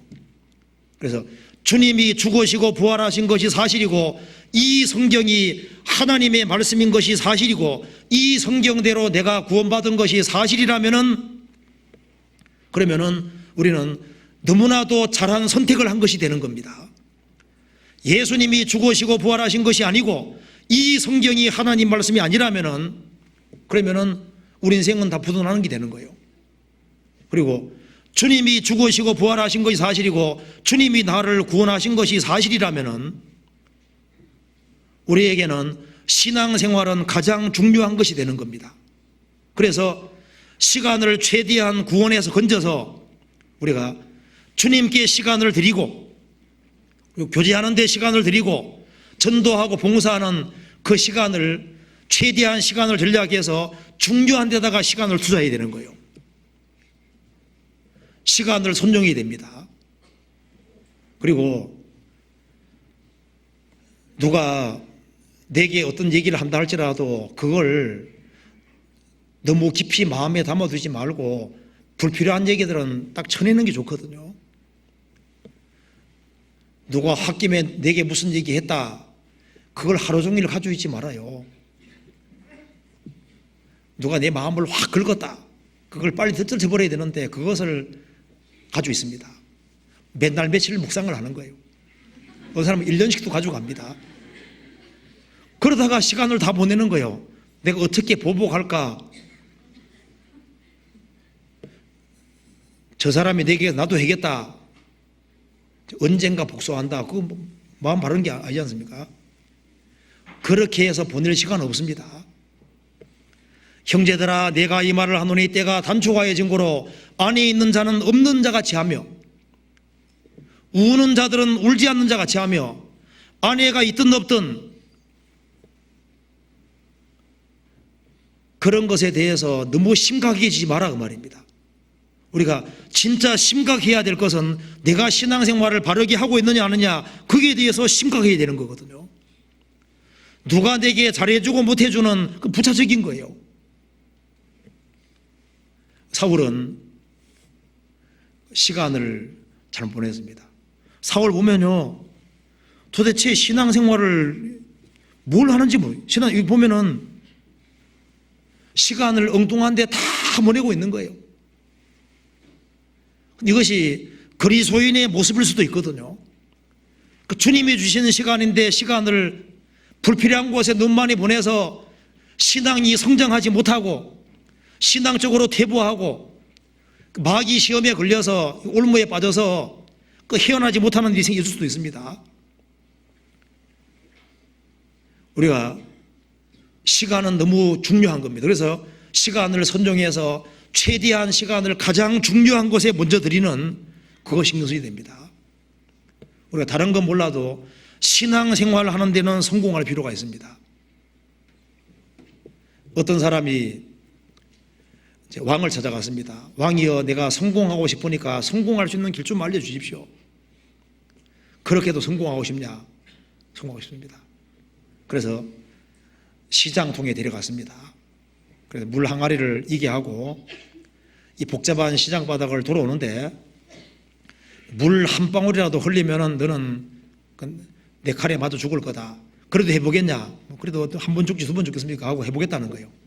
그래서 복잡한 시장 바닥을 돕니다. 물동이고요. 자, 왕이여, 내가 돌아왔으니까 이제 비기를 알려달라고. 그런데 물동이고 하면서 무슨 생각합니까? 물 한 방울 떨어뜨리면 어떻게 되는 겁니까? 죽는 거잖아요. 나는 이거 떨어뜨리면 죽는다. 그리고 성공해야 된다는 그 생각 하나만 가지고 들어온 겁니다. 그렇기 때문에 복잡한 시장바닥 돌면서 들은 얘기가 하나도 없는 거예요. 왕이 들은 얘기 해보라는 거 들은 얘기 한마디도 없는 겁니다. 그래서 성공하는 길도 한 가지 목표를 잡고 그것에 집중하는 거라고 하는 걸 알려줬거든요. 그렇죠? 우리 인생도 마찬가지입니다. 우리 인생도. 우리도 다른 것에서는 몰라도 내가 신앙생활은 정말 잘해야 되겠다. 내가 주님 앞에서 신앙생활에는 성공해야 되겠다. 그런 확실한 목표가 필요할 겁니다. 적당하게 살면 된다고 생각하는 것은 잘못된 생각입니다. 주님이 죽으시고 부활하신 것이 사실이라면 적당히 사는 것은 옳은 것이 아닌 거예요. 그리고 사울은 회개하는 문제에서도 실패했습니다. 사울은 후회는 많이 했지만은 회개하진 않았습니다. 다윗이 쫓아나가서 자기가 얼마나 잘못을 범했는지 알았습니다. 후회했지만은 또 그 짓을 반복했습니다. 사무엘상 보시겠습니다. 24장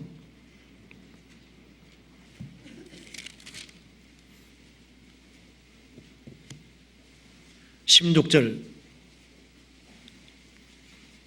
450페이지입니다. 다윗이 사울에게 이같이 말하기를 마침에 사울이 가로되 내 아들 다윗아 이것이 내 목소리냐 하고 소리 높여 울며 다윗에게 이르되 나는 너를 학대하되 너는 나를 선대하니 너는 나보다 의롭도다. 사울이 막 소리 높여 울며 이제 다시는 내가 너를 잡는 일을 안 하겠다 그랬거든요. 그래 놓고 어떻게 했습니까? 후회했지만은 진짜 돌이킨 것이 아니기 때문에 또 그 짓을 반복했습니다. 26장 보시겠습니다. 26장 21절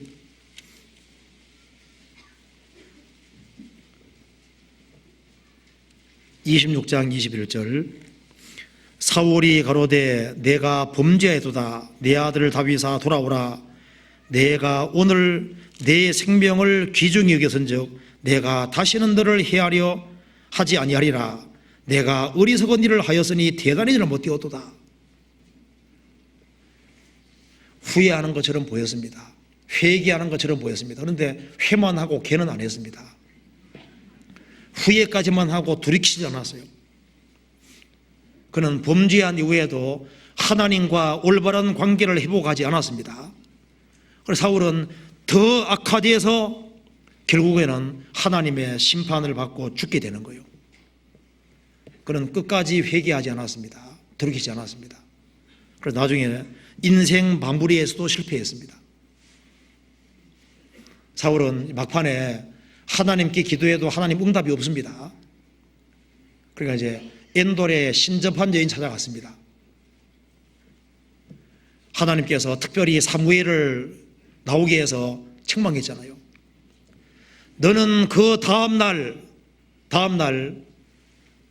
나와 같이 있을 것이다. 그 다음날 죽는다는 것을 명백히 알려줬습니다. 그러면은 사울이 내가 그 다음날 죽는구나. 그리고 내가 잘못 살았구나 하는 것을 깨닫고 정말 철저하게 돌이키고 하나님 내가 그 다음날 내가 죽게 되는데 하나님 내가 인생을 너무 잘못 살았습니다.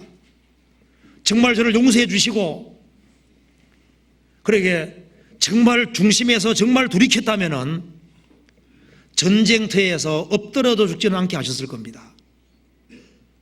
그런 가장 마지막에 하나님께서 사무엘을 특별히 불러 올려서 책망해서 마지막으로 돌이켜주게 해주셨습니다. 그는 끝까지 돌이키지 않았어요. 그래 전쟁터에서 징계로 죽게 되잖아요. 그는 살아있을 동안에 돌이킬 수 있는 기회가 많았습니다. 다윗과 접촉하는 가운데서 돌이킬 수 있는 기회가 많았는데 끝까지 돌이키지 않았습니다. 그래서 인생에서 완전히 내리막길을 걷고 결국은 징계로 죽게 됐습니다. 시브리서 11장에는 끝이 좋은 사람만 기록되어 있습니다.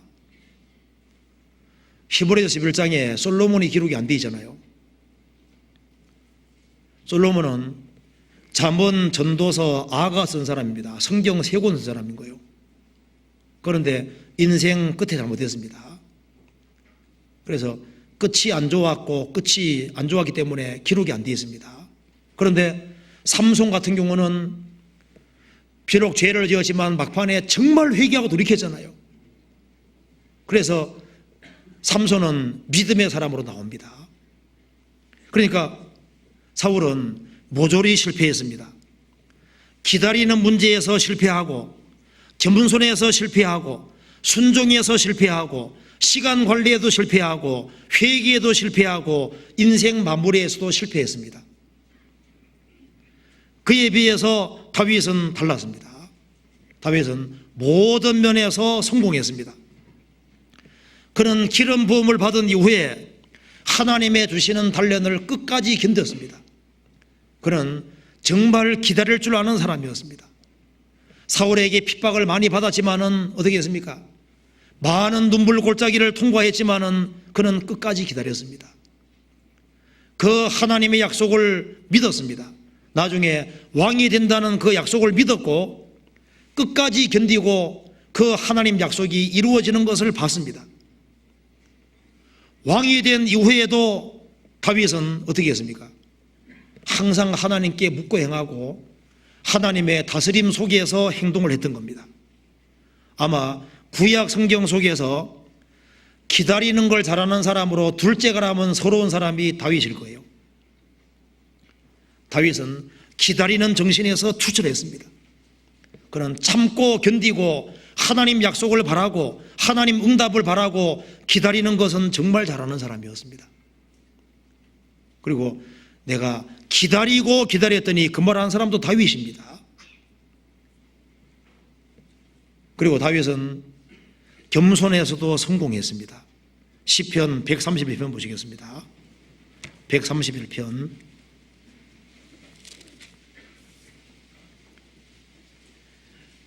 1절부터 2절까지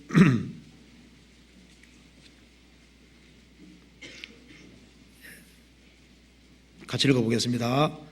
여호와여, 내 마음이 교만치 아니하고 내 눈이 높지 아니하며 내가 큰 일과 미치지 못할 기이한 일을 힘쓰지 아니하나이다.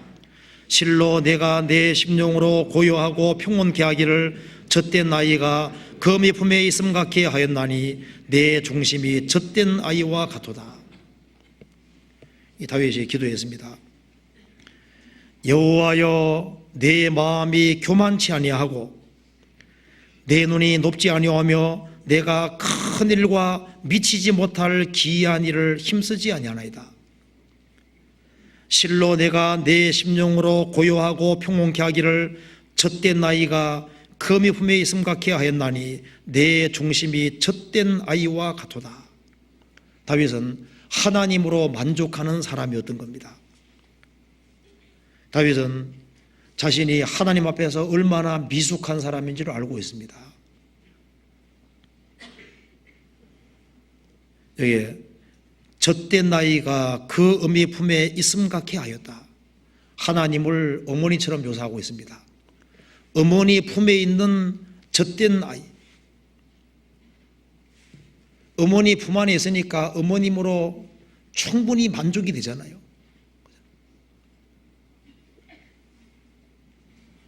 하나님 품 안에 있는 다윗을 묘사하고 있습니다.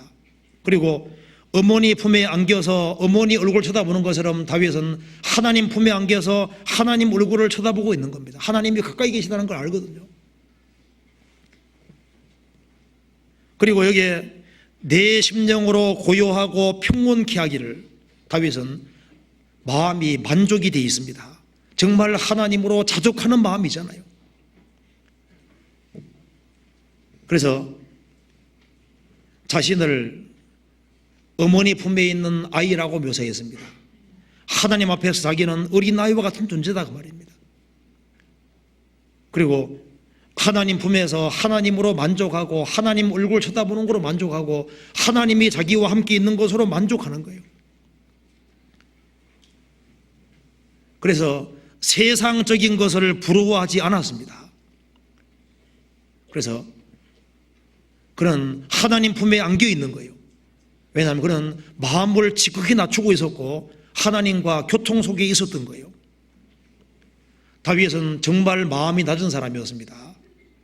요나단과 의를 맺었기 때문에 요나단의 아들 무비보셋 다리를 양쪽 다 접니다. 그렇지만은 왕의 상에서 같이 먹겠다는 거 아시죠? 그것은 마음이 낮은 사람이 가능한 거예요. 다윗은 정말 마음을 낮추고 사는 사람이 확실합니다. 자신을 가리켜서 흔들리는 담과 울타리라 그랬습니다. 하나님이 안 도와주면 자기는 설 수 없는 존재라고 믿고 있는 거예요. 그는 하나님을 의존하고 의지하고 있습니다. 겸손해서 성공을 했습니다. 그는 낮은 길을 걸었고 마음을 낮추고 살았습니다. 그리고 하나님 앞에 자기 마음을 다 투하하고 마음을 낮추고 살았던 거예요. 그리고 그는 순종에서도 성공했습니다. 마음을 낮추고 살았기 때문에 하나님을 크게 생각하고 자기를 작게 생각했기 때문에 하나님 말씀을 어기는 것을 생각할 수 없는 거예요. 열왕기상 15장 보시겠습니다. 열왕기상 15장 5절입니다.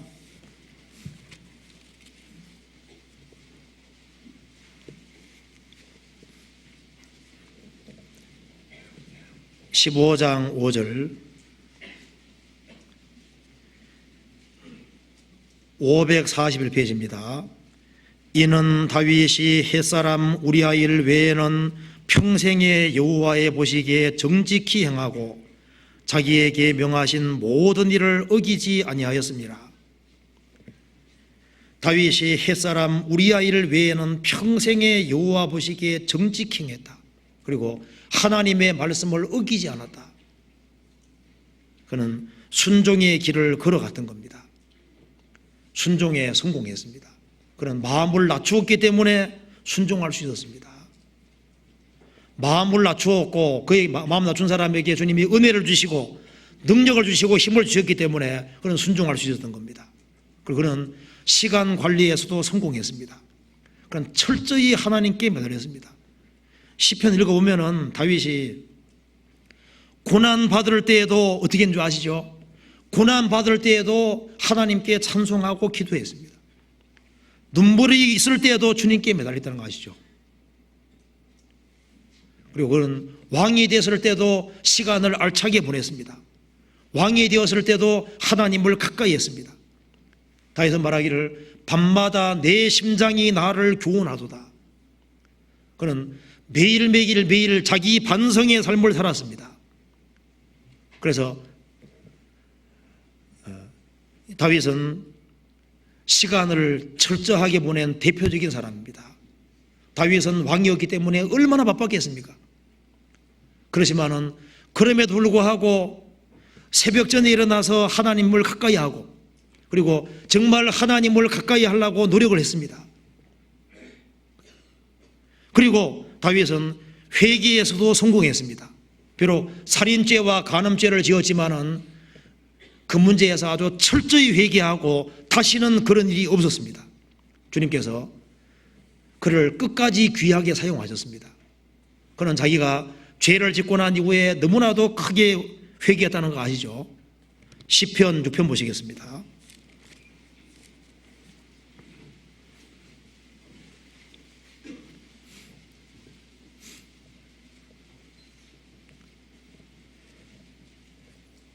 (6편) 3절입니다. 나의 영혼도 심히 떨리나이다. 여호와여 어느 때까지니이까. 6절 같이 읽겠습니다. 내가 탄식함으로 곰핍하여 밤마다 눈물로 내 침상을 띄우며 내 요를 적시나이다.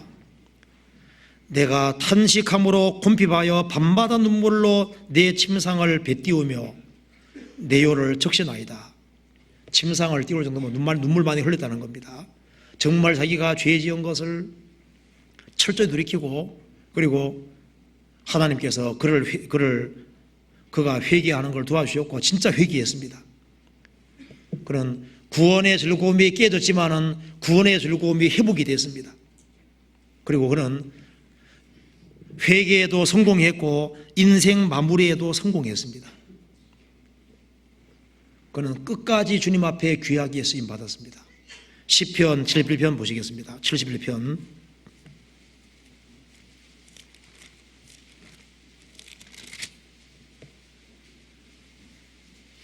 5절입니다.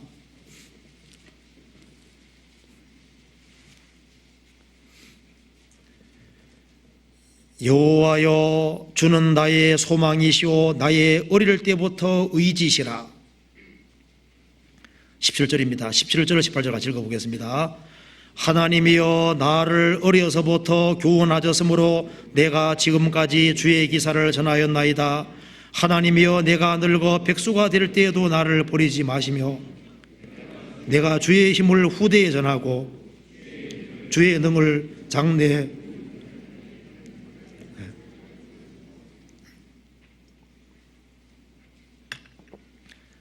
모든 사람에게 전하기까지 나를 버리지 마소서. 여기서 하나님이여, 나를 어려서부터 교훈하셨으므로 내가 지금까지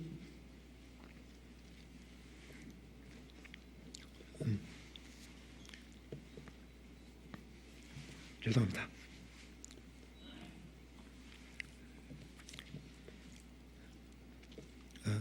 주의 기사를 전하였나이다.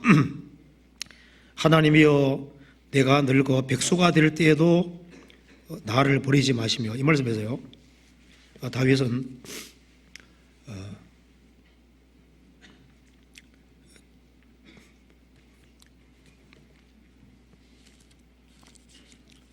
주님 앞에 끝까지 쓰임 받기를 간절히 원한 걸 볼 수 있습니다.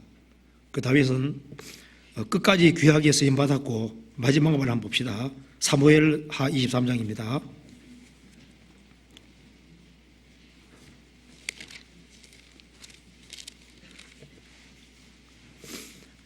(23장) 1절입니다.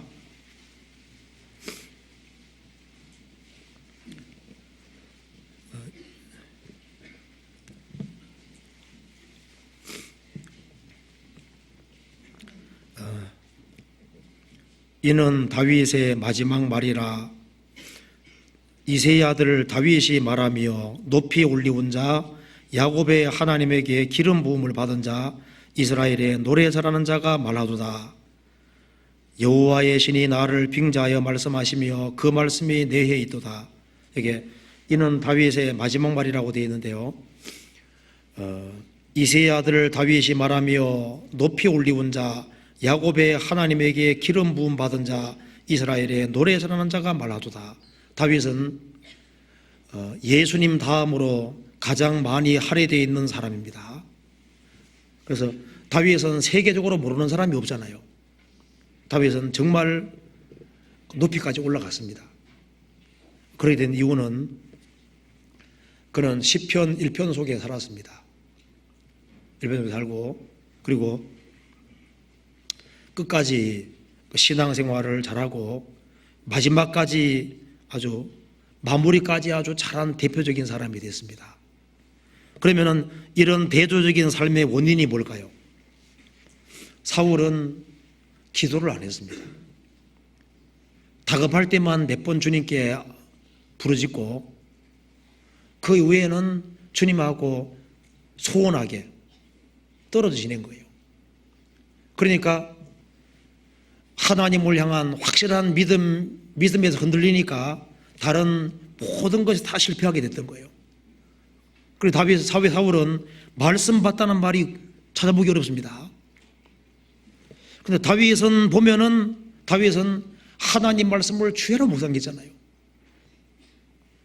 복이 있는 사람은 악인의 꾀를 쫓지 아니하며 죄인의 길에 서지 아니하며 오만한 자의 자리에 앉지 아니하고 오직 여호와의 법을 즐거워하여 여호와의 법을 주야로 묵상하는 자로다. 여호와의 법을 주야로 묵상하는, 시간 날 때마다 하나님 말씀을 가까이 하는 사람이 다윗이었어요. 그리고 그는 귀에 있을 때마다 항상 하나님께 나아가는 사람이었던 겁니다. 마지막으로 한 구절만 더 보시겠습니다. 시편 116편입니다. 1절, 2절을 같이 읽어보시겠습니다. 1절, 2절 같이 읽겠습니다. 여호와께서 내 음성과 내 간구를 들으심으로 내가 저를 사랑하는도다. 그 길을 내게 기울이셨으므로 내가 평생에 기도하리로다. 여기 그 길을 내게 기울였으므로 내가 평생에 기도하리로다. 그래서 평생 하나님께 기대고 항상 하나님께 나아가고 기쁠 때도 하나님께 나아가고 슬플 때도 나아가고, 그래서 시간 있을 때마다 성경을 가까이 하는 대표적인 사람이었습니다. 그래서요, 우리가 이제 신앙생활을 잘하냐 못하냐 이것이 복잡한 것이 아닙니다. 말씀을 부지런히 읽고 외우고 항상 하나님께 나아가는 그것이 있을 때 우리는 기다릴 수 있고 겸손할 수 있고 순종할 수 있고 시간을 알차게 보낼 수 있고 그리고 죄에 돌이킬 수도 있고 그리고 그렇게 해서 살면은 끝까지 주님 오시는 그날까지 신앙생활을 잘할 수 있게 될 겁니다. 그리고 이번에 내일부터 이제 동계수련회가 진행되는데요. 가능하면 다 참석을 해서, 이것은 교회적으로 가장 중요한 행사이기 때문에 다 참여해서 주님이 주시는 말씀을 듣고, 그리고 이제 한 해 정말 주님 안에서 바르게 보람되게 열매 있는 그런 삶이 될 수 있도록 준비하는 마음을 가지고 다 참석했으면 좋겠습니다. 같이 기도하시겠습니다. 저희를 사랑하시는 하나님 아버지 감사합니다. 저희들을 구원해 주신 그 놀라운 은혜와 사랑을 인하여 진심으로 감사를 드립니다. 많은 사람 가운데 저희들을 기억해 주시고 구원해 주셨습니다. 자비로우신 우리 아버지 하나님, 우리 구원받은 모든 식구들을 일일이 함께해 주시고 주님 더욱 의지하는 믿음을 허락해 주옵소서. 그리고 내일부터 있을 모든 동계수련회 가운데 주님께서 함께해 주시고 주님의 큰 역사를 나타내 주시고 구원받은 모든 식구들 새 마음으로 한 해를 돌아보고 또 한 해를 맞이할 수 있도록 주님께서 함께해 주시고 도와주시옵소서. 우리 구주 예수 그리스도 이름 받들어 기도하옵나이다. 아멘. 찬송 같이 부르시겠습니다. 456장입니다.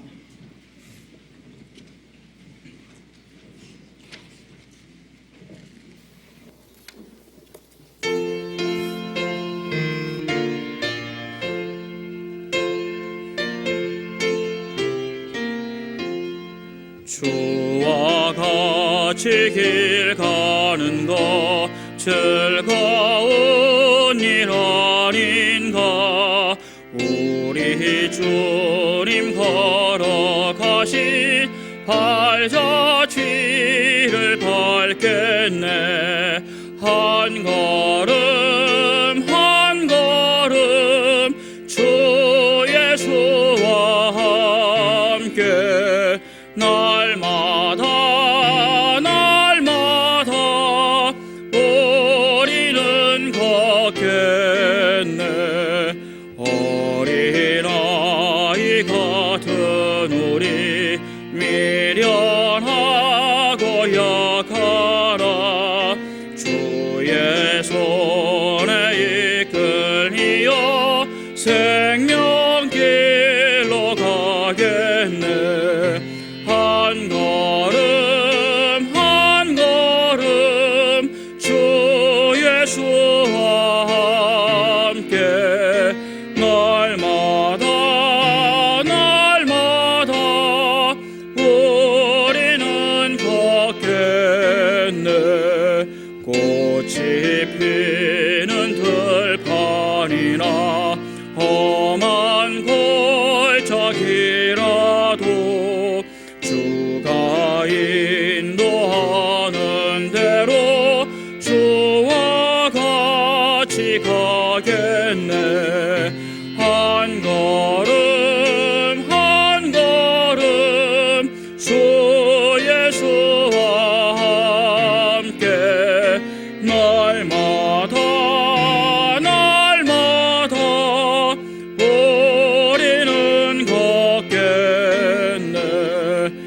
옛날 선지의 넋같이 우리들도 천국에 들려 올라갈 때까지 주와 같이 걷겠네. 한 걸음 한 걸음 주 예수와 함께 날마다 날마다 우리는 걷겠네. 광고 없습니다. 마치도록 하겠습니다. 내일 많이 참석해 주시기 바랍니다.